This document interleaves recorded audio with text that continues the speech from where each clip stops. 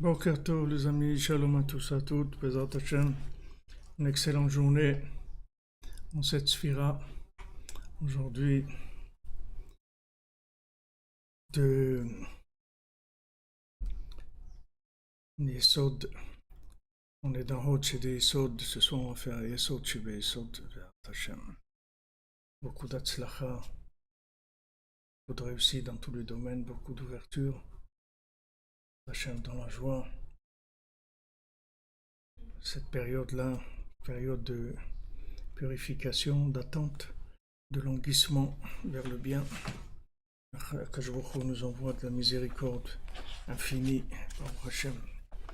Il y a beaucoup de miséricorde.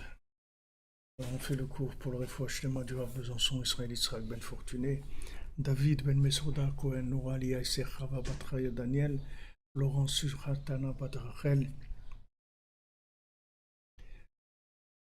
et Roselyne Shoshana bat Liliane Rachel, Olivier Fénichel, Daniel Ben Émilie Darmon, Ouhama bat Esther, Sandrine bat Janine, Janine bat Églantine, Marion Myriam bat Véronique, Zachary Shlomo Ben Shira, Dvorah Kochava bat Ilisheva bat Sheva, Léa Anna bat Mesaouda, Léa bat Rana, Oreida bat Rivka, Laura bat Janine, Yura bat Lisa Esther, Shaili bat Sarah, David Shlomo Ben Esther Allah. Il n'y a pas de son sur Facebook, il n'y a pas de son, ok, c'est normal, normalement, là ça doit être bon. Je m'étais trompé, j'avais pas démarré le son, ça doit être bon normalement. Et aussi pour les Nishmat de Jonathan Chaim Chamous Ben Gabriel, Myriam bat Rachel Shish, Noah bat Esther Atlan, Israël Hirsch ben Yosef Moshe Avraham, Shmuel Tibi, Shimon ben Siti, Rachamim ben Freja, Isha bat Jemoul.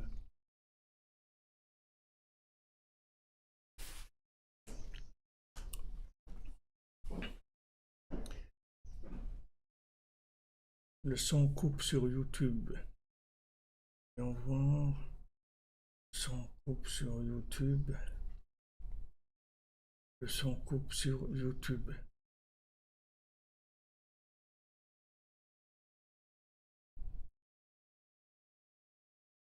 C'est pas, j'essaie de faire un petit peu plus fort.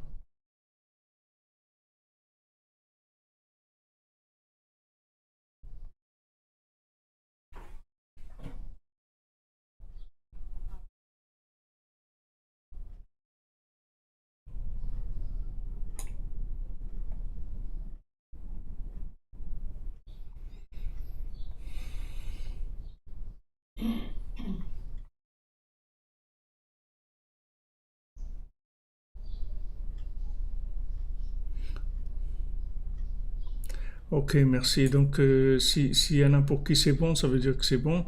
C'est juste des problèmes de connexion. Pour l'élévation de l'âme de Shlomo ben Mesaouda.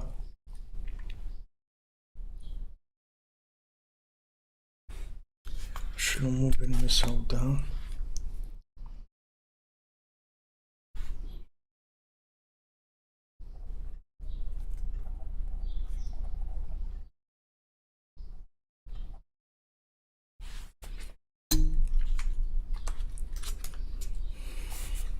Ok les amis, alors hier on avait vu cette parole de Rabbi Nathan qui nous disait que Mish mistakel ala emet le amito nitbatel ra'in legamre. C'est-à-dire que le mauvais œil, il disparaît complètement quand on regarde le emet le amito. C'est-à-dire quand on regarde la vérité d'une façon idéaliste, c'est-à-dire qu'on tient l'idéal, c'est-à-dire le côté absolu qu'il y a dans la chose, alors l'Ainara, il peut pas venir nous faire de mal. C'est-à-dire que ce soit l'Ainara extérieure, que, comme on dit, des gens ils nous mettent l'œil, ou que ce soit l'Ainara de nous-mêmes, c'est-à-dire qu'on n'arrive pas à avancer parce que qu'on n'arrive pas à avancer parce qu'on n'a pas confiance en nous et on regarde nos capacités et on essaye d'avancer par rapport aux éléments qu'on connaît de nous-mêmes. Mais si on va avec les maîtres la mytho, c'est-à-dire en sachant que en fait les capacités c'est Hachem qui les donne, les moyens qu'on a c'est Hachem qui nous les donne. La seule chose qu'on doit vérifier c'est que la chose qu'on fait c'est la volonté d'Hachem. Du moment où c'est la volonté d'Hachem, alors on reçoit la force pour le faire. Comme David Ameller. David Ameller qui est Mashiach ben David. Pourquoi il est Mashiach ben David? Parce que justement il a aucune capacité de par lui-même. C'est-à-dire que c'est un mort-né, c'est le premier homme qui lui donne 70 ans de sa vie pour qu'il existe. Personne ne veut reconnaître sa royauté. Les seuls gens qui sont avec lui, c'est 400 clochards qui ont rien à faire de leur vie, qui sont à moitié fous, qui traînent avec lui. Et voilà l'ambiance qu'il a, voilà le parti politique et les encouragements qu'il a à David Ameller. C'est de ça que c'est avec comme on dit, ce beau monde que David Ameller il est entouré. Mais David Ameller il a un but et il sait que maintenant le principal c'est qu'il tienne bon par rapport à l'objectif qui s'est fixé, qui est la volonté d'Hachem, il n'a aucun doute là-dessus. Et là, il reçoit tous les moyens, petit à petit, de réaliser son rêve, de réaliser ce qu'il est venu faire. Donc, il va pouvoir se battre contre un lion, il va pouvoir se battre contre Goliath, il va pouvoir se battre contre tout le monde.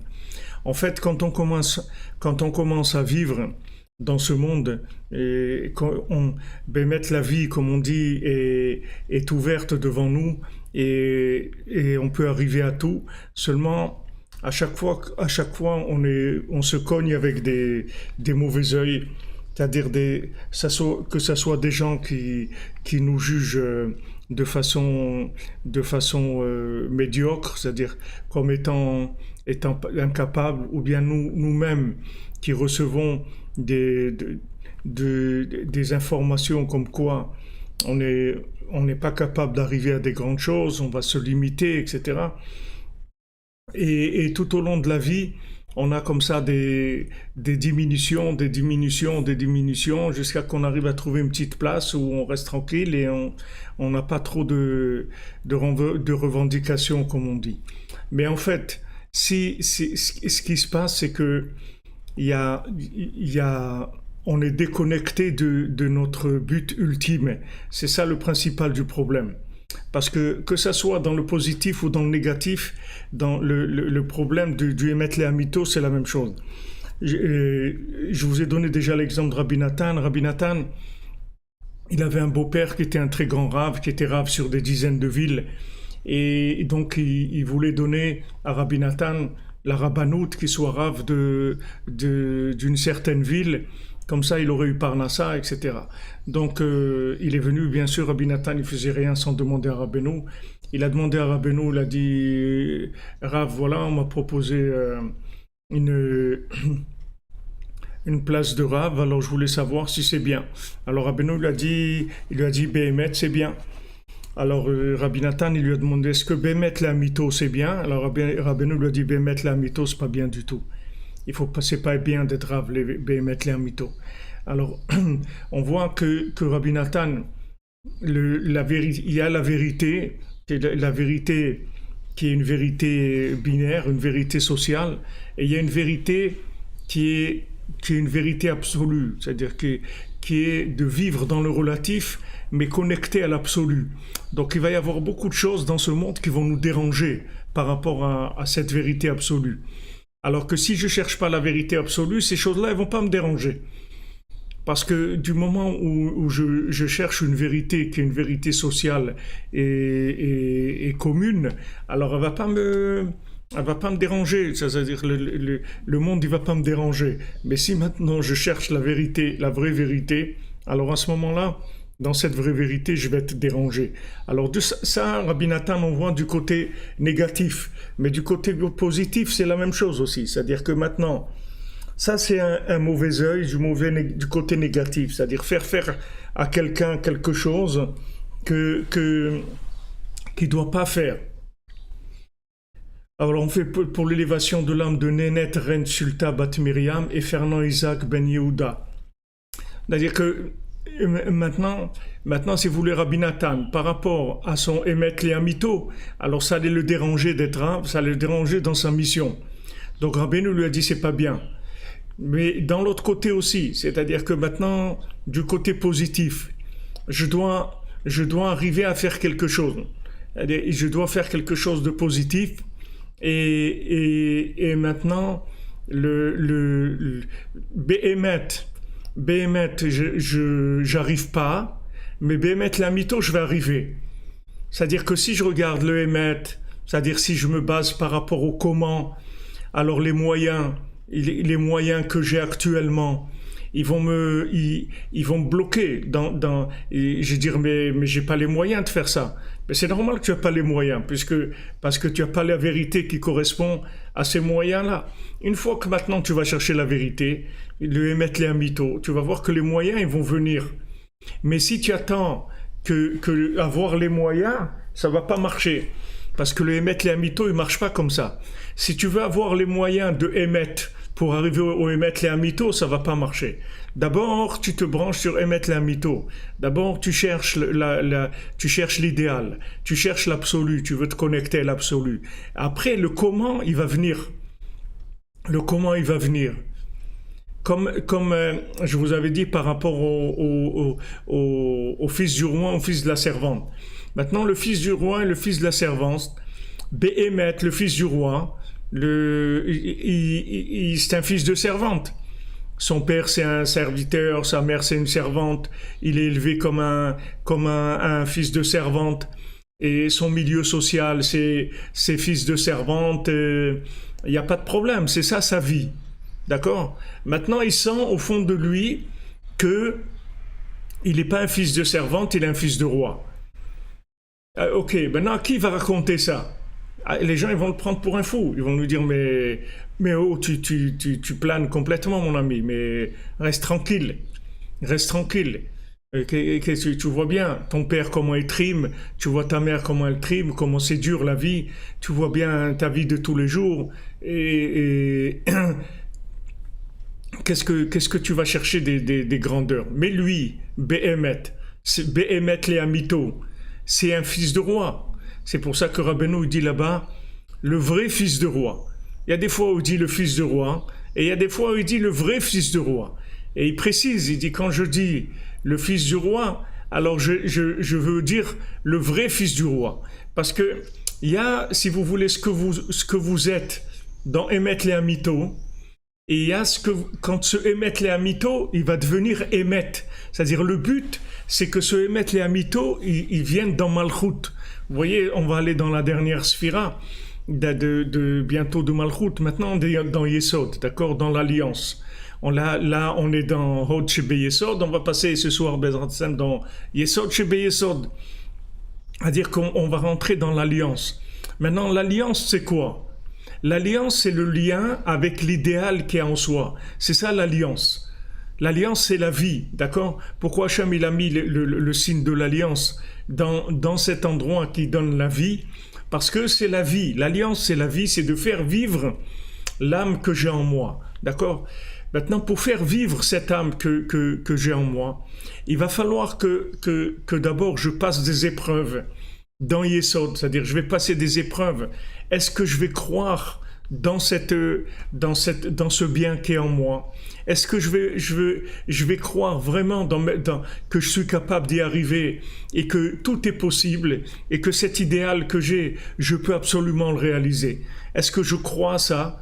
Et une fois que maintenant je vais me lier, je vais m'attacher à cet idéal-là, après je vais commencer à rentrer dans Malchut, c'est-à-dire je vais commencer à trouver Malchut, c'est les moyens, c'est-à-dire je vais rentrer dans le côté féminin de la chose, c'est-à-dire la réalisation de cette chose-là.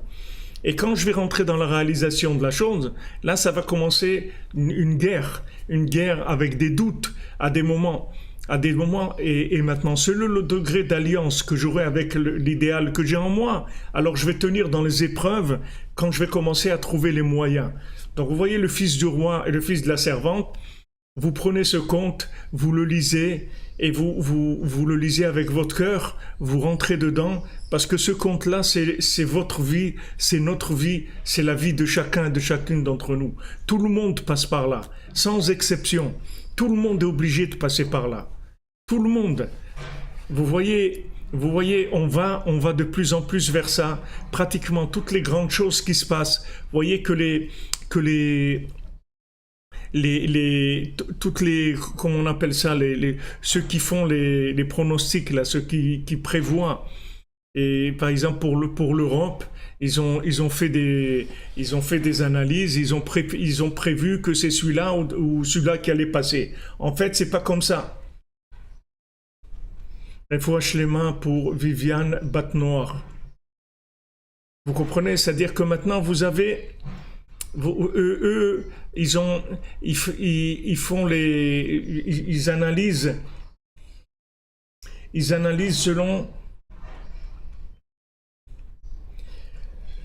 selon les critères qu'ils ont, d'accord? Alors maintenant ils disent ouais, c'est celui-là qui va passer, celui-là plus, et ça marche pas. Ça n'a pas marché pour Trump, ça n'a pas marché en Ukraine par rapport à ce nouveau président, ça n'a pas marché pour les élections européennes. Vous voyez que tout sont le conte du fils du roi et de la servante, Ben Belech ou Ben Chifra. Voilà, ceux qui font les pronostics, les sondages, exactement. Voilà, merci Pascal. Ceux qui font les sondages, tous l'IFOP et les trucs, les agences de sondage. Tout cela, ils se trompent de plus en plus. Avant, non, c'était pas comme ça. Avant, les agences de sondage, elles arrivaient à peu près à savoir. Aujourd'hui, il n'y a pas. Pourquoi? Parce qu'il y a des mouvements intérieurs très puissants qui sont en train de se réaliser. Et l'extérieur, il est pas encore, il s'est pas affirmé. Donc c'est impossible de prévoir les gagnants. C'est impossible de prévoir comment ça va marcher les choses. Regardez même en Israël, ils ont fait les trucs, tout ça, ils sont battus, tous les trucs et tout. En fin de compte, voilà, ils sont obligés de dissoudre la Knesset parce que il y a pas de truc. Allez, on va recommencer encore et affirmer plus plus l'identité. Il faut que l'identité soit plus forte. On peut pas gérer avec des identités qui sont justes. Il faut que l'identité soit forte. On peut pas faire le fils du roi qui est à moitié fils de roi, à moitié fils de servante. Non, on va vers une identité très très forte. C'est-à-dire les gens ils vont vers des identités très fortes, ils s'attachent à des choses qui sont de plus en plus fortes. Comme il a dit ce président de l'Ukraine, il a dit ne mettez pas ma photo sur le mur, je suis ni Dieu, ni une icône, ni un artiste, ou je ne sais pas ce qu'il a dit, il dit je suis juste un serviteur de la nation, mettez sur le mur la photo de vos enfants, et quand vous voulez prendre une décision, regardez bien le visage de vos enfants, et regardez si vous êtes OK avec ça, c'est tout. C'est-à-dire que de nos jours, voilà, les gens ils cherchent du vrai. C'est-à-dire ils cherchent de l'idéal, ils cherchent du vrai. Ça y est, on les a embobinés, on les a trop embrouillés. Les gens ils ont besoin d'identité forte. Alors nos sages ils nous disent, Mashiach il va venir dans une génération qui est entièrement méritante ou entièrement non méritante. C'est-à-dire Mashiach il viendra dans les deux cas. Où tout le monde est méritant, donc ça c'est pas, je veux dire, au train où on va, on risque pas d'y arriver, mais une génération entièrement non méritante, aussi on va pas vers ça. D'accord. Alors je crois que c'est le Chavetz Chaim, il a expliqué, il a dit que en fait on va arriver à des identités très fortes. C'est ça ce qui veut dire entièrement méritant, entièrement non méritant. On va arriver à des identités très fortes. Les gens, ils vont vouloir être émet les amito. C'est-à-dire le émet qui bouge, ça va plus intéresser. Le émet qui va une fois à droite, une fois à gauche, une fois Quelqu'un, il se présente comme étant quelqu'un de droite, après il va un petit peu à gauche, après il va à l'extrême gauche, après il va à l'extrême droite. Si les gens, ils veulent des choses claires, de plus en plus claires, parce que tout ce qui s'est passé pendant toutes ces années d'exil, de l'exil de la consommation, l'exil de toutes ces choses-là qui ont complètement déboussolé le monde, les gens, ils sont à la recherche d'identité forte. Ils veulent des choses claires et fortes. Alors, dans ce conte-là, du fils du roi et du fils de la servante, qui est basé en fait sur l'histoire c'est pas basé sur l'histoire, mais Rabbeinu, quand il a dit ce conte-là, il a dit, quand on a parlé de Napoléon, une fois Rabbeinu, il a demandé, alors qu'est-ce qui se passe? Que Rabbeinu, tout le temps, il demandait qu'est-ce qui se passe dans le monde, parce que Rabbeinu ne révélait des enseignements que par rapport à des choses qui bougeaient dans Malchut, dans ce monde. Rabbeinu, il n'a jamais révélé des enseignements gratuits. Tous les enseignements de Rabbeinu, ils avaient toujours un rapport avec la réalité. Tout le temps. Même que c'était des enseignements qui venaient des endroits les plus élevés, des enseignements comme il n'y a jamais eu dans le monde, au point de vue niveau, qui sont au-dessus de tout ce qui a été révélé dans le monde. Malgré ça, c'était toujours lié avec une réalité dans ce monde. Donc une fois, il a demandé à ses élèves, il leur a dit il leur a demandé qu'est-ce qui se passe.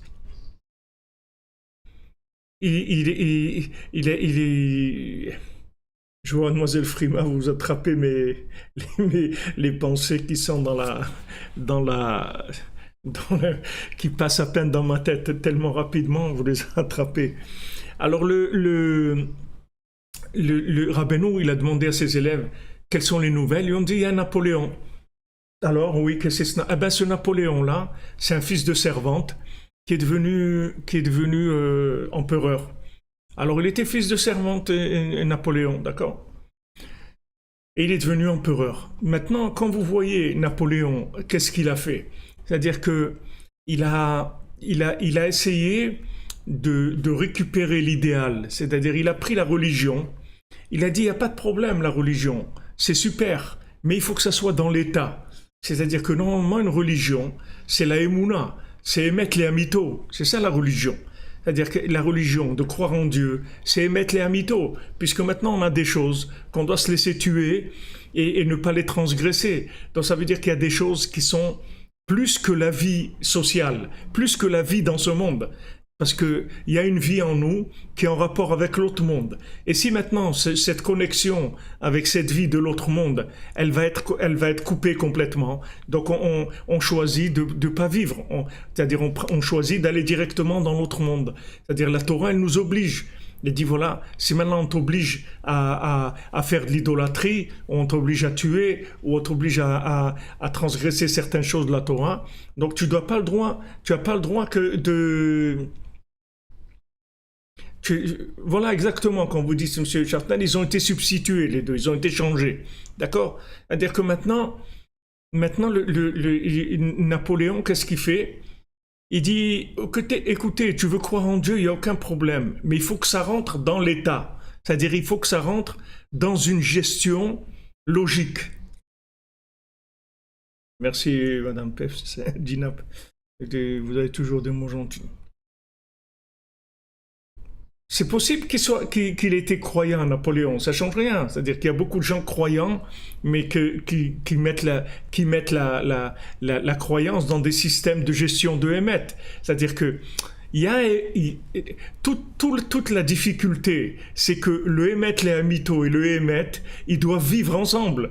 Parce que si vous allez dans le Hémet, l'Hamito, et vous quittez le Hémet, c'est-à-dire que vous allez dans l'idéal, et vous quittez le côté vérité dans Malchut, c'est-à-dire dans le côté social, alors ça y est, vous allez sortir du système complètement, et c'est fini.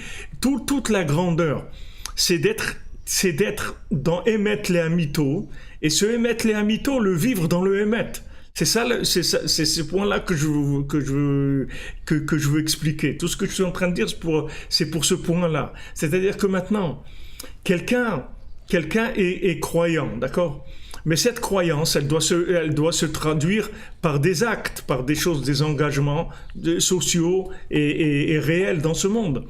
Maintenant, tout le travail, c'est que si maintenant je rentre trop dans le social par rapport à l'idéal, alors c'est ça le mauvais œil. C'est-à-dire que je suis rentré dans le mauvais concept. C'est-à-dire que maintenant, il faut que tout le temps, ce que je réalise dans le côté vrai, c'est-à-dire le côté de concret de ce monde, il soit toujours en rapport avec l'idéal. Tout le temps. Il ne faut pas qu'il trahisse l'idéal. Parce que s'il trahit l'idéal, ça y est, on a perdu. Alors maintenant, qu'est-ce qu'il te dit, Napoléon? Il te dit, c'est super, la religion, pas de problème. La croyance, pas de problème. Mais il faut que ça soit géré par l'État. C'est-à-dire qu'on va rentrer ça dans des institutions qui sont des institutions d'État.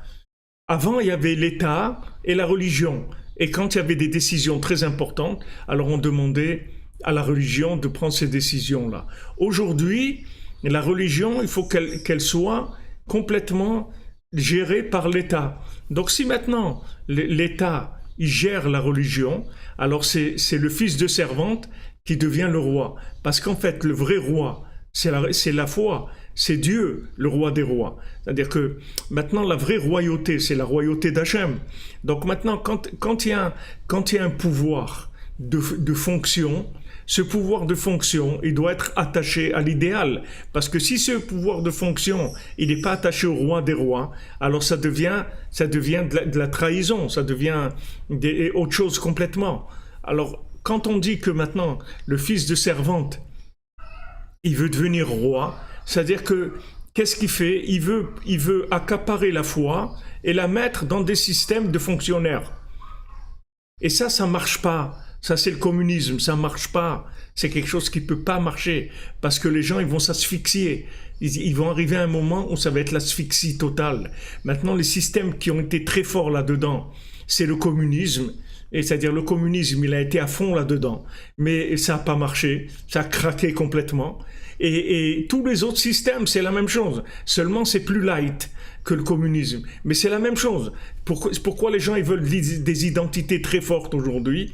Parce que ils réagissent comme les gens ils ont réagi au communisme. Ils ont dit on en a marre que vous nous prenez tous pour des robots et des trucs. On a notre point personnel, on a quelque chose à dire, on a quelque chose à réaliser dans ce monde, on a un idéal et on veut vivre par rapport à cet idéal. Et c'est pas le fonctionnement social qui va détruire notre idéal. On veut avoir notre identité personnelle. On veut pas se laisser manger par soi-disant le fonctionnement. On veut pas que le fonctionnement il fasse de nous des esclaves. On veut être des hommes libres. On veut être des rois. On veut que ce qu'on a de bien en nous, ça s'exprime. Alors maintenant, vous voyez le cheminement du fils du roi qui part complètement inversé, puisque maintenant il vit, c'est-à-dire on le fait sortir dans ce monde, on l'amène dans une place sociale d'un fils de servante. On lui dit, allez maintenant, débrouille-toi, on va voir si tu vas t'en sortir. On va voir si tu vas t'en sortir. Alors il est très énervé parce que il est en colère, il a des moments de révolte terribles, il voit de l'injustice, il dit mais c'est pas juste, pourquoi vous me faites ça? Pourquoi vous me faites ça? Non, parce qu'on veut que tu sois roi de par toi-même, on veut que tu construises ton identité dans la vérité, dans le monde du fonctionnement. On veut que tu construises une vérité qui est complètement en rapport avec l'idéal. C'est ça Mashiach. C'est-à-dire, Mashiach, ça veut dire que tu vas construire un système, que ce système-là, il détruit personne. Il détruit personne. Que tout le monde est béchalom, que tout le monde s'aime, que tout le monde s'entraide, que plus personne n'a peur de l'autre, parce que plus personne n'est dans un système de compétition, parce que tout le monde se réalise dans la tranquillité, dans la sérénité, dans le bien-être. Personne ne jalouse l'autre, personne n'a mauvais œil sur l'autre, parce qu'il est lui-même. Il n'est pas dans une compétition. La compétition, ça vient du fils de la servante. Le fils du roi, il est en compétition avec personne, puisqu'il est roi. Donc il n'a pas besoin de se battre avec qui que ce soit pour affirmer son identité, puisqu'il est cette chose-là.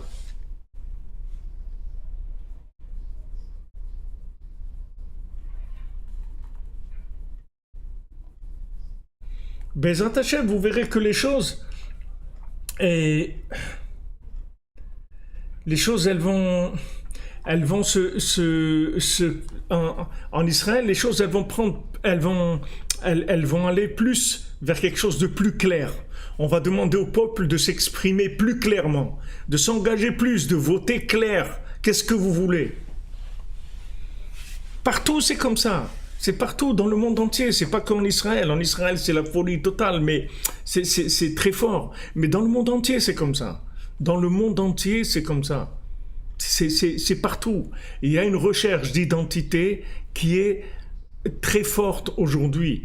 La recherche d'identité, ça veut dire je veux vivre mon idéal. Je veux plus vivre, je veux plus être l'esclave de système. Je veux être libre, libre de vivre ce que j'ai à l'intérieur de moi-même. Et bien sûr, dans un DRRS, dans un fonctionnement du monde.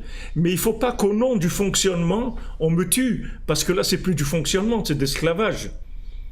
C'est plus du fonctionnement, c'est de l'esclavage. Maintenant, si tu me dis que, si maintenant, je me reconnais en tant que roi, et maintenant tu me donnes les moyens de réaliser cette royauté, il n'y a aucun problème, je veux me plier à des règles. C'est pas l'anarchie. C'est pas l'anarchie, c'est-à-dire que maintenant, en tant qu'office de roi, je vais rentrer dans des règles, il n'y a aucun problème. Comme on dit, je vais faire mes preuves dans le concret.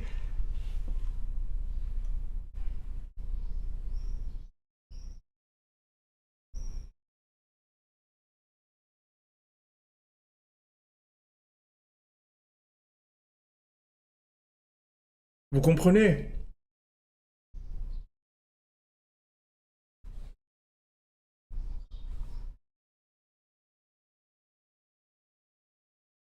Vous comprenez, il faut plus s'engager dans l'idéal. Il ne faut pas avoir peur de s'engager par rapport à l'idéal. Parce que c'est ça la vie.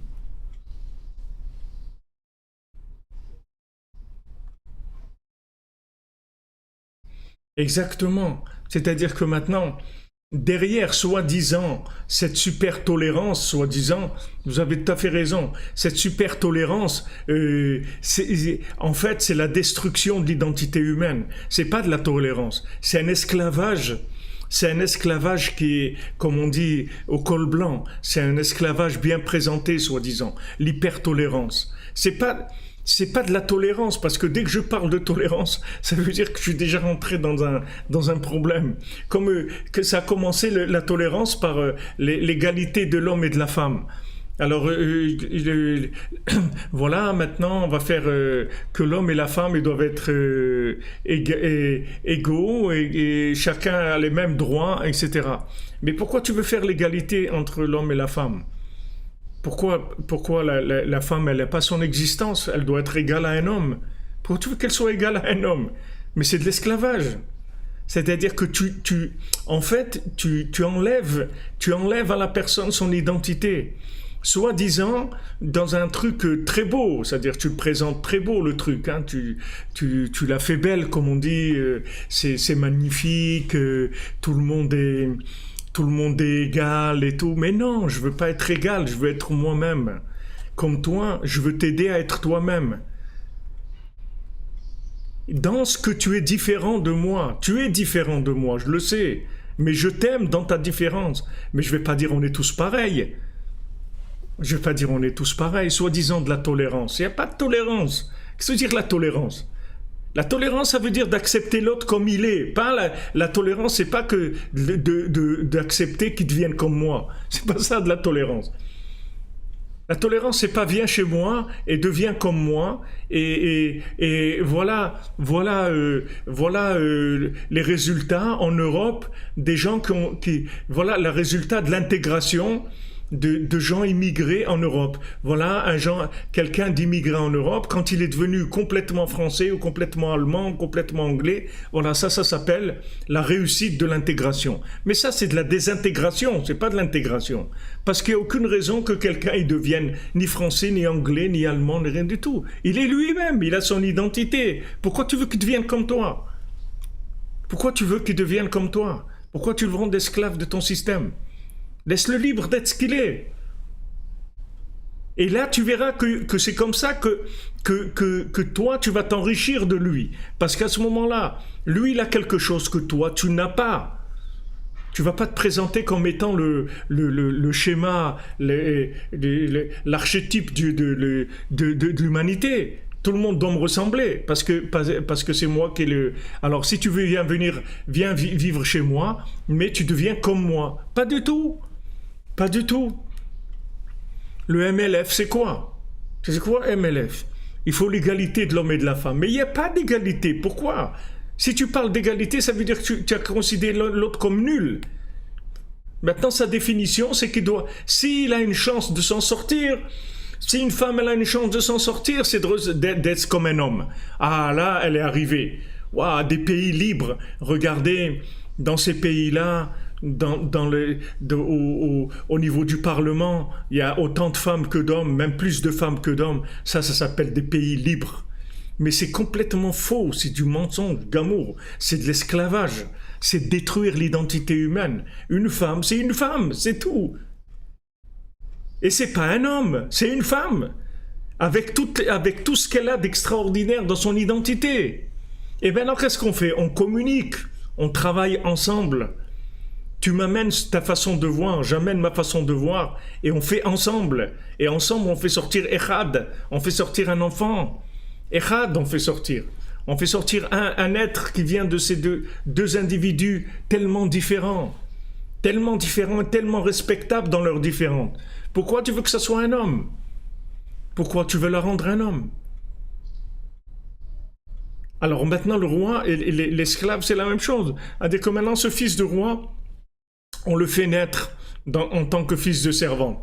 Maintenant, dans cette épreuve de fils de servante, on va voir comment il s'en sort. Exactement comme notre venue dans le monde, avec notre corps et notre âme.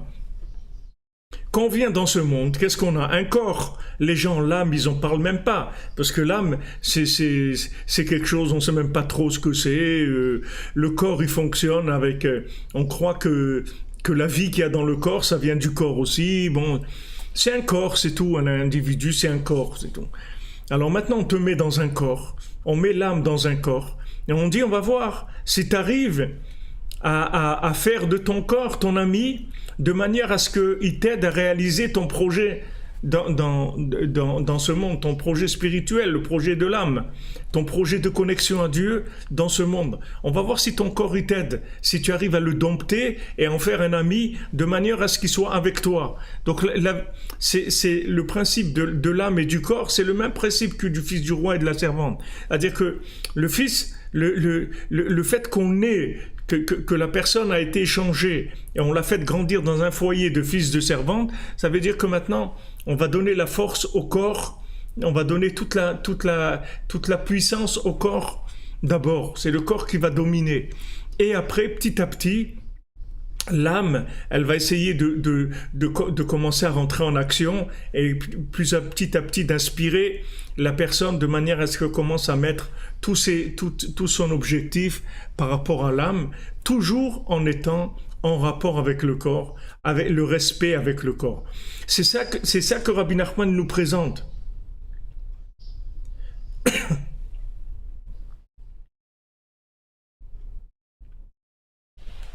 Oui, exactement ce que vous dites, Babette Désistre. Égalité, ça veut dire égaliser, ça veut dire nivellement par le bas, bien sûr, parce que le nivellement, c'est toujours par le bas, c'est l'esclavage. C'est-à-dire tout ça, c'est pour vous rendre esclave de système, c'est tout. Vous rendre esclave de système. Alors, Rabbi Nachman, ce qu'il propose, c'est l'idéal le plus grand, puisque maintenant, voilà, je parle avec Dieu, je me lève la nuit, je communique avec Dieu, avec toutes les âmes qui sont déjà partis et qui prient pour nous et qui peuvent faire avancer toute l'humanité. Je me trouve dans le moment de la mélodie de l'harpe de David. Je me trouve dans les trucs les plus dingues, les plus élevés qui est sur terre. Et en même temps, quand je me lève le matin, j'ai mes pieds par terre. Je veux mon travail, je fonctionne avec ma famille, avec tout. Je fonctionne tout à fait. J'ai aucun problème. Seulement, dans mon mode de fonctionnement, tout ce qui va porter préjudice à mon idéal, je le balance. Je le balance, je le jette, c'est tout. Je suis d'accord, tout ce qui est fonctionnement, je suis d'accord, mais je ne veux pas trahir mon idéal, c'est tout. Donc dès qu'un mode de fonctionnement est trahi mon idéal, je dis je veux pas. Je veux pas, c'est tout. Alors maintenant, vous voyez, c'est là où elle est la lutte. Mais Rabbi Nachman, il propose un système qui est proche de la perfection. C'est-à-dire, il vous donne les outils pour alimenter votre idéal de façon extraordinaire, c'est-à-dire votre identité de façon extraordinaire, de manière qu'elle soit tellement évidente pour vous, elle soit tellement, vous la ressentiez tellement que dans votre journée, il n'y a aucun mauvais œil qui va détourner votre identité. Vous vous vendrez pas dans votre journée parce que c'est clair pour vous. Ce que vous êtes, c'est clair. Si vous êtes musicien, on ne vous proposera pas. Si on vous propose maintenant d'aller planter des choux en Australie, vous irez pas. Parce que vous dites, je m'excuse, moi je suis musicien. Ça rentre pas dans mon truc.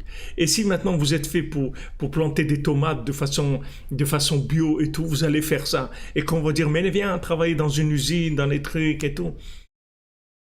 Tu m'excuses, c'est pas mon truc. C'est pas mon truc. Moi, je suis dans le bio, c'est ça ma vie, et je vis là-dedans, c'est tout. C'est-à-dire que les outils que Rabbeinu il donne, c'est une clarté dans la vérité, vous voyez. Pourquoi on enseigne simple, on simplifie tout, pour que ça soit clair. Parce que si c'est pas simple, c'est pas clair. Il faut que ça soit clair. C'est-à-dire, on a l'idéal clair, on a notre identité claire. On alimente notre identité avec le dialogue avec Dieu tous les jours, avec le Tikkun HaKlali, avec Ouman, avec Ratzot, avec toutes ces choses-là, qui sont des éléments très très forts pour alimenter l'identité de chacun, son côté personnel. Et après, on rentre dans notre journée, on est, comme on dit, blindé, c'est-à-dire on est plein de joie, on est plein En fait, c'est la joie qu'on ressent dans la journée, c'est quand on vit en contact avec notre idéal. C'est ça la joie. C'est ça la joie. Vous voyez cette image extraordinaire d'un oiseau ou d'un poisson. Des fois, un poisson, il sort de l'eau. Alors vous voyez, il est comme un, il est pas bien parce que sa place c'est d'être dans l'eau. Comme à Rabbi Akiva, quelqu'un lui a dit, mais viens, sors, etc. Il dit, c'est comme si tu demandes à un poisson de vivre en dehors de l'eau, mais il va mourir. L'eau, c'est son identité, c'est son milieu, c'est là où il vit. Maintenant, ce poisson, il était dehors. Maintenant, dès vous le remettez dans l'eau, vous voyez comment il frétille, il bouge comme ça. Vous voyez, il a trouvé son bonheur, il a retrouvé sa place. Un oiseau, c'est pareil, ces jours-ci, là. Il y a eu quelques fois ici à Ouman où des hirondelles, elles rentrent par les fenêtres. Elles tournent comme ça, elles tournent et des fois elles font un petit écart et elles rentrent par la fenêtre. Alors elle est toute recroquevillée dans un endroit, elle a peur, elle ne sait pas ce qui va lui arriver et tout. Maintenant quand vous la prenez, alors elle ne sait pas pourquoi vous la prenez. Et vous la mettez à la fenêtre, vous la lâchez, vous voyez comment elle s'envole, vous sentez une joie, une liberté extraordinaire. Mais c'est exactement, la joie c'est ça, l'image de la joie c'est ça. Comme on dit, comme un poisson dans l'eau. Comme un poisson dans l'eau. Mamache comme un poisson dans l'eau. C'est à ça qu'il faut arriver. Et cette joie-là, elle est possible que si vous êtes vous-même. Sinon, vous ne pouvez pas être joyeux parce qu'il n'y a pas de connexion. Il n'y a pas de connexion. Si vous n'êtes pas vous-même, c'est un film. C'est un film. Ça ne marche pas. De jouer acteur d'un film, ça ne va pas vous amener le bonheur. Le bonheur, c'est d'être vous-même. Donc, ce que Rabbeinu nous donne comme outil extraordinaire, c'est pour ça, Mamash, comment il faut remercier Hachem qu'il a envoyé un tzaddik comme ça dans le monde. Quelle merveille que Hachem il a envoyé un homme comme ça qui peut faire de nous des gens qui croyons en nous-mêmes, qui osons notre idéal sans avoir peur de personne et sans surtout haïr personne, sans faire la guerre à personne. Au contraire, utiliser tout ce qu'on a comme moyen pour aider l'autre à se réaliser aussi.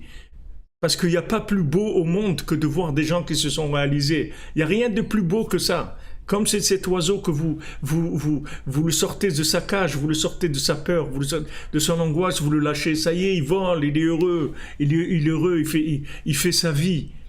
Quelqu'un qui s'est trouvé chaque seconde de sa vie, il kiffe, il est content, il regarde pas la montre, il regarde rien, il a pas de mesquinerie, il a pas de petitesse parce que il est dans son truc, il aime ce qu'il fait, il aime ce qu'il fait. Il aime kiffer, sa vie c'est lui c'est sa vie, c'est la même chose. Mais pour ça, c'est pas évident parce qu'on est d'abord dans un berceau de fils de servante. Au début, on vit dans un berceau de fils de servante. Et maintenant, on dit, ok, tu es fils de roi, voyons voir. Voyons voir si tu vas faire naître cette royauté qui est en toi. Alors, ça commence par des malaises, il se sent pas bien, il y a des révoltes, il a des trucs, il est pas bien, il commence à faire des bêtises, il veut tout casser, il veut trucs et tout, il est pas bien parce qu'il est pas bien. Il est pas bien, on l'a mis dans un cadre, dans un système de fils de servante. Et lui, c'est un fils de roi, il le sent au fond de lui. Il sent qu'il y a quelque chose qui cloche, comme on dit là. Il y a un problème, ça marche pas, le truc qui fonctionne pas. Il est pas bien dans sa peau, le gars. Ok, alors il va chercher, il va commencer à chercher, et il va tomber. Et à des moments, il dit j'en ai marre, allez, laissez-moi tomber, ok, laisse-moi tomber, c'est tout, allez. Ok, fils de servante, tu m'as mis là-dedans, ben voilà, je reste là-dedans. Allez, le youch, commence le youch. Ah, le youch, ça dit, il se désespère, il dit bon, ben tant pis, je reste un fils de servante, et tant pis. Tant pis, ça y est, et on l'embête, on le pique, on lui dit mais ça va pas, non. Allez, bouge-toi. Mais laissez-moi tranquille. Non, on va pas te laisser tranquille. Mais laissez-moi, ça y est, ok, c'est vous qui m'avez mis là-dedans. Ok, alors laissez-moi. Non, on va pas te laisser tranquille. On va pas te laisser tranquille. Parce que on veut que tu sois heureux. On veut que tu trouves ta place. Donc on va pas te laisser tranquille. On va t'embêter jusqu'à ce que tu trouves ta place. On va t'embêter, tu vas avoir des épreuves, tu vas faire ça, ça marche pas, tu vas là-bas, ça marche pas, on te jette, on se moque de toi, on te renvoie de là, de trucs, et on va voir si tu vas faire sortir ça. Il dit, bon, je veux plus rien faire sortir, oubliez-moi. Ok, vous pouvez m'oublier, non, on va pas t'oublier. Tu vas amortir ton passage ici, tu vas t'optimiser, tu vas gagner ton passage sur Terre. On va pas te laisser te perdre. On va pas te laisser te perdre. On va pas te laisser te perdre. Donc on l'embête, jusqu'à qu'il accepte. Et il va au marché et il devient employé de ce monsieur-là qui lui fait garder ses bêtes et qui lui fait très très peur. Et de là après il rencontre l'homme de la forêt qui lui donne cette petite boîte-là et avec qui chante quand on la met sur un animal. Après il reçoit la bina, il reçoit comment déduire une chose d'une autre. Et après il arrive dans le pays qui avait perdu le roi et qui cherchait un roi, il dit voilà, je me présente. Il dit mais tu sais ici, c'est pas, ne crois pas que c'est n'importe qui peut. Il dit il n'y a pas de problème. Alors là-bas Rabbeinu il dit précise, il dit comment, je sais pas, mais une seule chose je suis sûr, c'est que je vais y arriver cette fois. Comment, j'en sais rien. Comme Rabbeinu il dit dans le premier conte, la princesse qui est perdue, il dit comment il a fait pour la sortir, ça on dit pas. Mais il l'a fait sortir, c'est sûr. C'est-à-dire, on ne s'occupe pas du comment, on s'occupe du quoi. Et le comment, ça suit. Le comment, ça suit. Vous voyez, il lui donne la petite pochette. Celui-même, le géant là, qui lui disait que ça n'existait pas, quand il l'a retourné, parce que ces géants-là, il est imaginaire. Ce géant-là, qui vient lui faire la morale, soi-disant, il est imaginaire, c'est un faux géant. En fait, ce géant, il se présente comme étant contre son truc. Il lui dit, mais qu'est-ce que tu cherches ? Une montagne en or, un château de pierres précieuses. D'ailleurs, j'ai vu ces jours-ci, la montagne en or, je ne sais pas dans quel pays, il y a une photo comme ça, on voit une forêt et une montagne en or au milieu. En tout cas, il lui dit, la princesse, elle se trouve... Ok, lui il sait que la princesse elle se trouve dans le château de perles sur une montagne en or. Donc ce géant il lui dit ça n'existe pas ton truc. Laisse tomber. Et lui c'est son ultime épreuve. Il pleure, il dit mais non ça existe. Je suis sûr que ça existe. Et je suis sûr. Et à ce moment-là le petit vent il vient. Il dit j'étais en train d'amener la. Waouh. Alors quand le géant il voit ça, il dit je vais t'aider. Il demande au vent. Il lui dit. Il dit maintenant, comment ça se passe là-bas ? Il dit là-bas tout est très cher. Alors voilà, il lui dit voilà une pochette. Quand tu as besoin, tu mets de l'argent dedans. Tu mets la main dedans et tu tires de l'argent. Mais il ne lui donne pas, quand je vous ai dit, l'argent. Parce que s'il lui donne l'argent, il va le corrompre. S'il lui donne l'argent, qu'est-ce qui va se passer? Il va se construire un système avec son argent. Et lui, il ne veut pas qu'il rentre dans un système. Parce que s'il rentre dans le système, il est perdu. S'il rentre dans un système de cause à effet, il est terminé. Donc il le met dans une situation où il doit vivre avec sa émouna dans le système. En même temps, il lui donne une pochette où il met sa main dedans. Il lui dit pas, bon, comme on dit, Dieu t'aidera et tout. Non, non. Aide-toi, le ciel t'aidera. Non, il va lui donner un kéli. Il va lui donner quelque chose. Mais il lui dit, attention, cette chose-là, elle est vide tout le temps. Il n'y a rien dedans. Mais dès que tu as besoin, tu mets la main, tu vas trouver ce que tu as besoin. Donc il lui donne la façon de gérer l'argent. La façon de gérer ça, que l'argent, c'est la chose qui rend le plus esclave dans le monde. C'est-à-dire, si on ne se libère pas de ça, si on a peur de l'argent, comme il dit Avraham ben Nachman, que la ta'ava de l'argent, le désir de l'argent, le plaisir de l'argent, c'est d'avoir peur du manque. C'est d'avoir peur du manque. C'est ça qui fait tout ce qu'il y a, tous les systèmes d'esclavage. C'est la peur du manque. N'aie pas peur de manquer. C'est Dieu qui t'a mis dans ce monde. C'est Dieu qui te fait respirer. C'est Dieu qui te fait voir. C'est Dieu qui fait que ton système digestif il marche. C'est Dieu qui fait que tu as des enfants. C'est Dieu qui fait que tu trouves ton conjoint. Donc c'est Dieu qui fait. Derrière ce système-là, c'est Dieu qui est derrière. N'aie pas peur. N'aie pas peur. Comme un petit bébé, n'aie pas peur. Le petit bébé, quand il est né, il n'a pas peur. Parce qu'il a sa maman qui va lui donner à manger. Il n'a pas peur. Il a peur de rien. Il ne sait pas ce que c'est, la peur. Il ne sait pas du tout ce que c'est. Parce qu'il n'a aucun moyen de faire autrement. Donc, il lui dit, voilà, je te donne cette pochette-là. Chaque fois que tu as besoin, tu mets ta main dedans, tu vas trouver. Donc, vas-y, avance, avance. Avance et les moyens vont venir. Avance. Fais ce que tu as à faire. Fais ce que tu as à faire, n'aie pas peur, je suis avec toi, n'aie pas peur. Donc Rabbi Nachman, il nous donne cette vision-là extraordinaire, que oui, c'est possible de vivre l'idéal dans le fonctionnement. On peut vivre un idéal parfait dans un fonctionnement complètement adapté à cet idéal. Oui, ça existe. Oui, on peut réaliser l'idéal. Et c'est ça que s'appelle Mashiach. Mashiach, il va vous montrer que vous pouvez vivre votre idéal. Et comme Rabbeinu, il a dit, Mashiach, en fait, il va juste commercialiser mes outils. Les outils, je les ai déjà mis, mais je n'ai pas trouvé quelqu'un qui les commercialise. Donc, Mashiach, il va commercialiser les outils de Rabbi Nachman. Et les gens, ils vont voir que ça marche. Ils vont utiliser comme quelqu'un qui a fabriqué quelque chose, mais il n'a personne pour le vendre. Alors, c'est beau ce qu'il a fabriqué, mais il a personne pour le vendre sur le marché. Donc, Mashiach, il va commercialiser les outils que Rabbi Nachman il a amenés dans le monde. Mashiach, il va apprendre aux gens à parler avec Dieu. Il va apprendre aux gens à croire en Dieu. Il va apprendre aux gens à être Bessimcha, à se dire, voilà, je suis dans mon idéal, je suis Bessimcha. Si vous voulez être Bessimcha, il faut être un idéaliste. Un idéaliste, pas un idéaliste avec un idéaliste par rapport à vous-même, par rapport à ce que vous aimez. Si vous aimez faire de la décoration, si vous aimez faire de planter des fruits, ou vous aimez donner à manger à des gens, ou si vous aimez fabriquer des vêtements, ou si vous aimez dessiner ou faire de la musique, il faut que vous respectiez votre identité, c'est tout. Voilà, c'est ça que vous êtes. Et vous pouvez être un artiste et en même temps vivre dans le fonctionnement parfait. Avant, ça s'appelle l'artisan. Dans le mot artisanat, il y a les deux. L'artisan, c'est en même temps un artiste, mais en même temps, il est dans une fonction. C'est-à-dire qu'en même temps, il est menuisier, par exemple.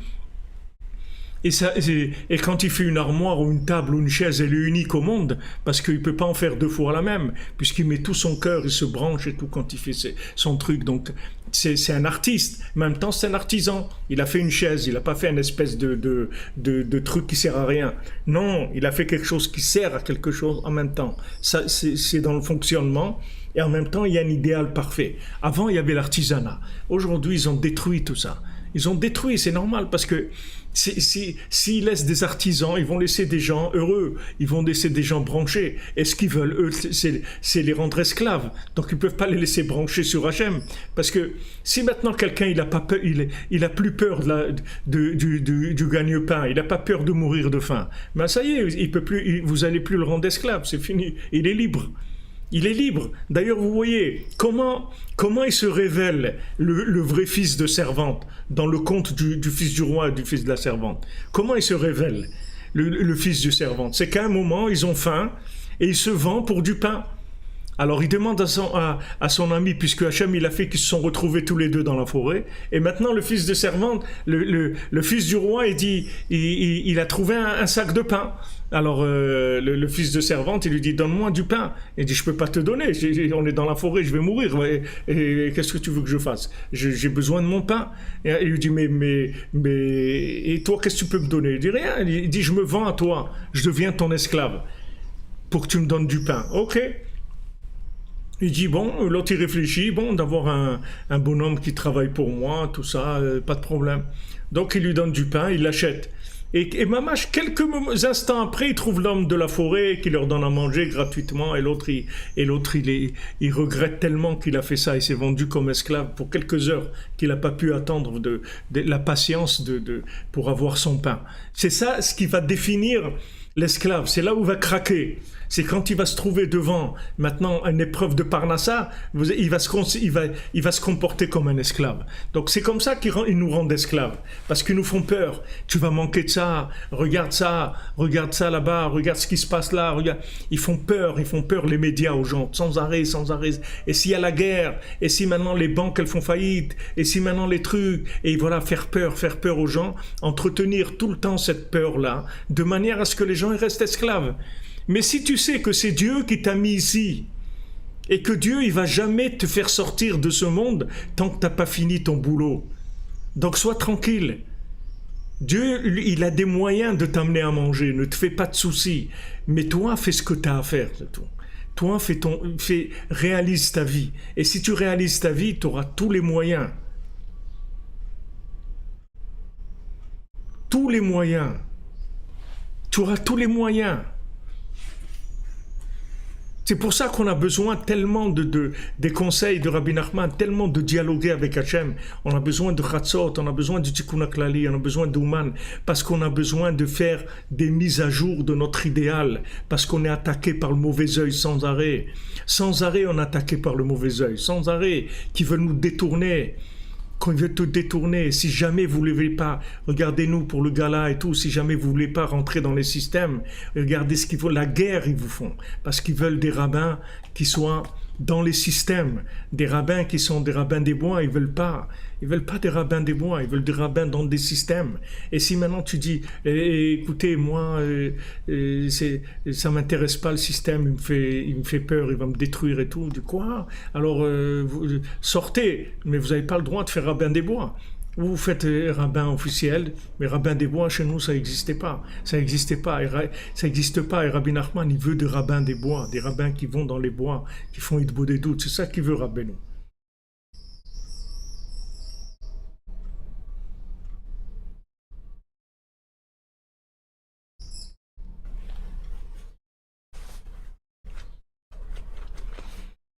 Exactement. On ne veut pas des rabbins de ville. On veut pas des... Je ne veux pas dire des mots plus durs, mais les systèmes, ils supportent pas quand quelqu'un, il marche pas dans le système, qui se vend pas avec tout le monde. Combien, combien de rabbins ils m'ont fait la guerre, que eux-mêmes ils ont eu des scandales, ils ont pris des pots de vin pour donner des divorces ou des trucs comme ça. Combien des scandales et des saletés qu'ils ont eu sur leur vie, et c'est eux qui nous attaquent. Pourquoi? Parce qu'on veut faire un gala Breslev pour construire un centre à Ouman pour accueillir les gens. Qu'est-ce qu'on veut faire? On ne veut pas faire un supermarché, on ne veut pas faire une banque, on ne veut pas faire une usine. On veut faire un endroit pour accueillir les gens dans des conditions optimisées pour pouvoir les aider à se trouver. C'est tout ce qui nous intéresse. Mais ça, ils ne veulent pas. Ils ne veulent pas. Le système, il réagit terriblement. Il ne veut pas. Il ne veut pas qu'il y ait ça. Parce que c'est la fin des systèmes. Parce que ces systèmes comme les autres, les gens esclaves. C'est comme... Mais quoi, rendre les gens libres, lui dire que toi aussi tu peux devenir... Il suffit que tu ailles dans la forêt, tu vas devenir un rabbin des bois, toi aussi. Toi aussi tu peux parler avec Dieu. Toi aussi tu peux tout savoir avec la connexion avec Dieu. Tu as besoin de personne. Tu peux te brancher avec Dieu, avoir tout dans ta vie. Ça passe pas. Ça passe pas. Et Rabbi Nachman, c'est ce qu'il veut. C'est pour ça qu'il y a eu la guerre contre lui. C'est pour ça qu'il y a eu la guerre contre Rabbi Nathan. Et c'est pour ça que ça continue à avoir la guerre contre tous ceux qui voudront rendre les gens libres. Tous ceux qui vont faire ouvrir la cage aux oiseaux. Ouvrez la cage aux oiseaux, ouvrez la cage aux hommes. Laissez-les libres. Laissez-les se libérer. Pourquoi vous les enfermez? Pourquoi vous avez exploité les gens? Vous êtes qui pour exploiter les gens? Vous êtes qui? Pourquoi vous voulez exploiter les autres? Libérez les gens. Montrez-les le chemin de la liberté. Une fois que maintenant, on a compris ça, qu'on a l'attachement au tzaddik, on sait que dans notre bouche et dans notre cœur, on a tout. Nous, on a besoin de quelque chose, on parle avec Hachem, c'est tout. On parle avec Hachem. Après, ça vient dans le fonctionnement. Mais je parle avec Hachem. Je demande à Hachem. C'est pour ça que Rabbi Nathan, il dit à son fils, même si tu fais de la tzedaka, mais tu parles pas avec Hachem sur ta tzedaka, j'envie pas ta tzedaka. Même la charité que tu fais, il faut qu'elle soit branchée avec Hachem. Tout ce que tu fais, il faut que ça soit branché avec Hachem.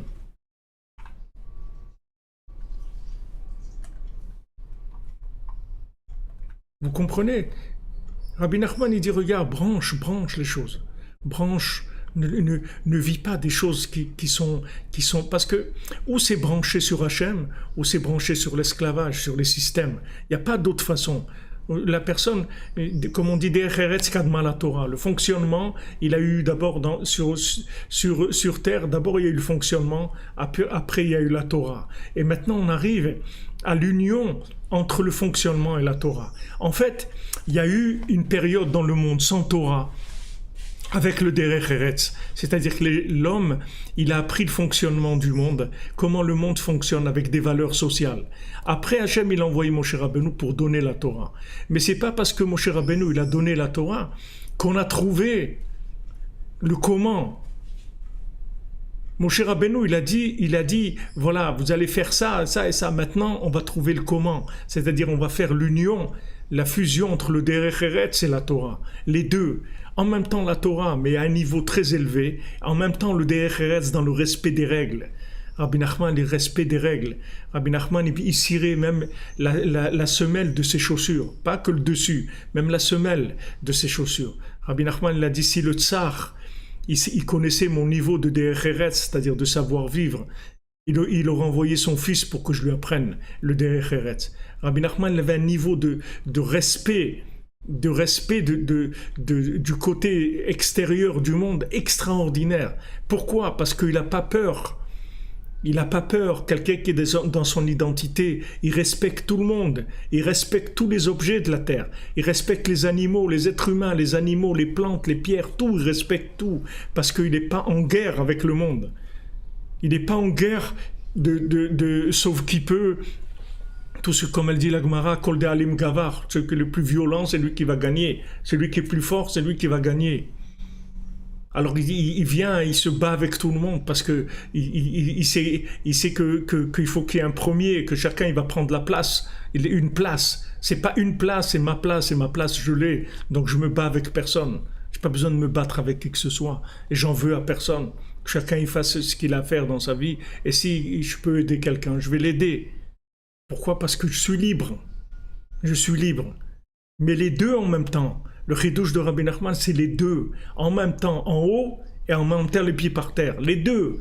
Pas de planer et pas d'être esclave.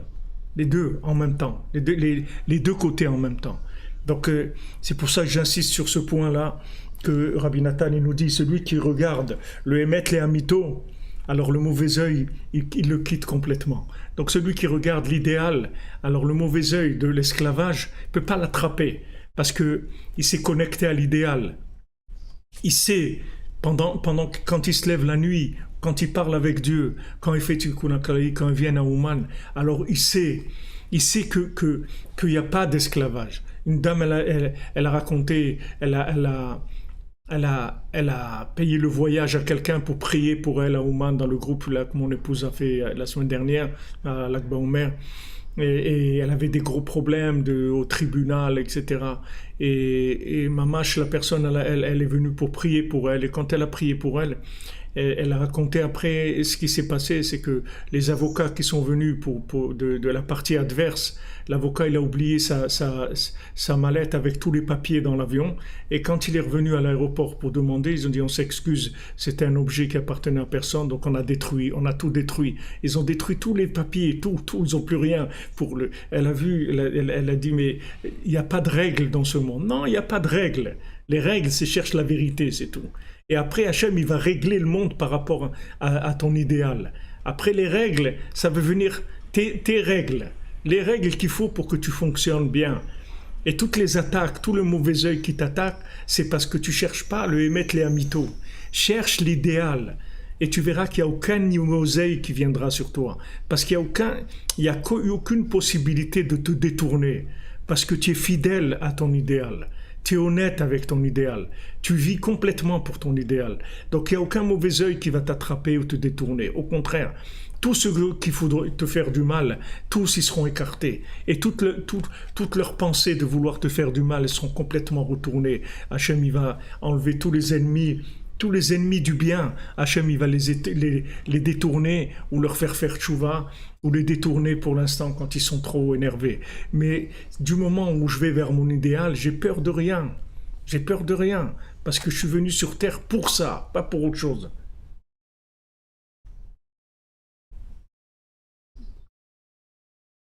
Mais bien sûr qu'un ben noir, il peut venir à Oman, Viviane Fagotin, mais bien sûr. Et bien sûr, au contraire, il doit venir. Tout le monde doit venir à Oman.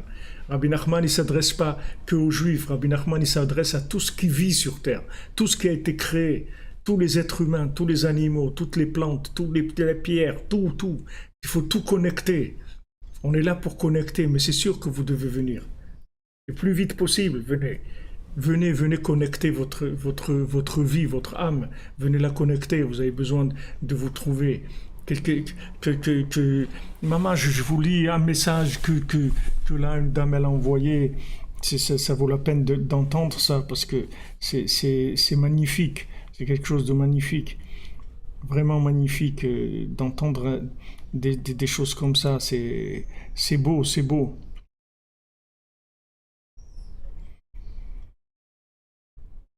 Les filles, voilà, c'est une dame qui est venue à Ouman et qui envoie un message. Elle dit, les filles, il faut que je partage ça avec vous, parce que vous êtes une part de ma nouvelle histoire, vraiment, totalement, définitivement.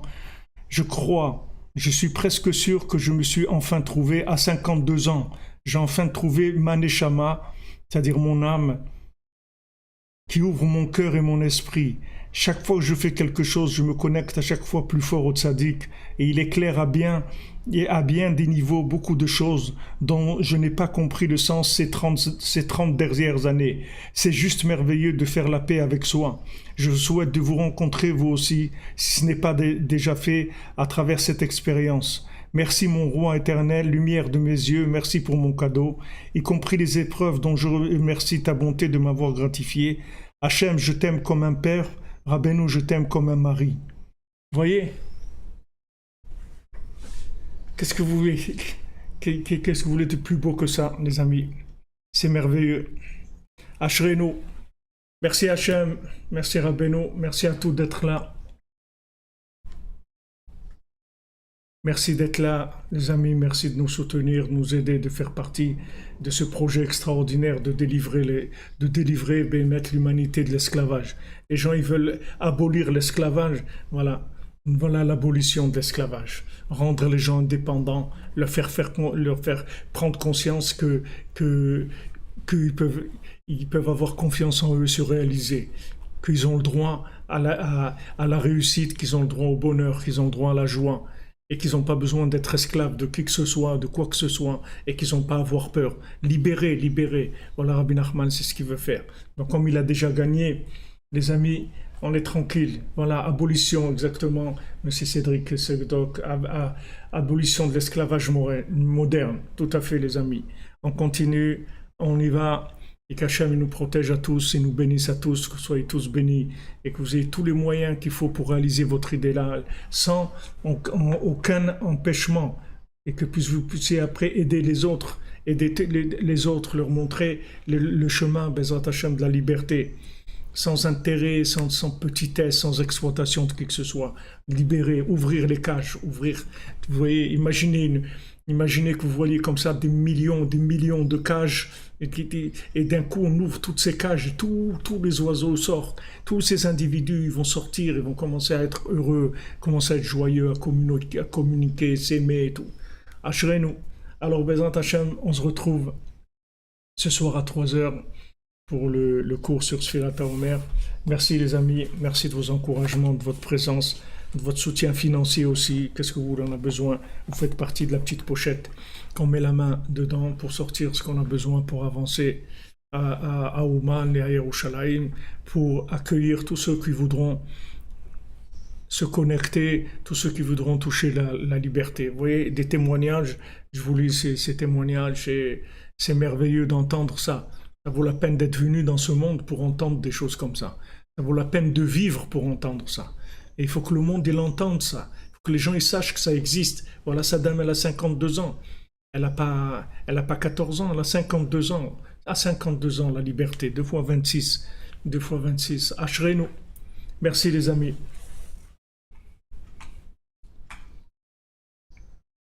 Excellente journée.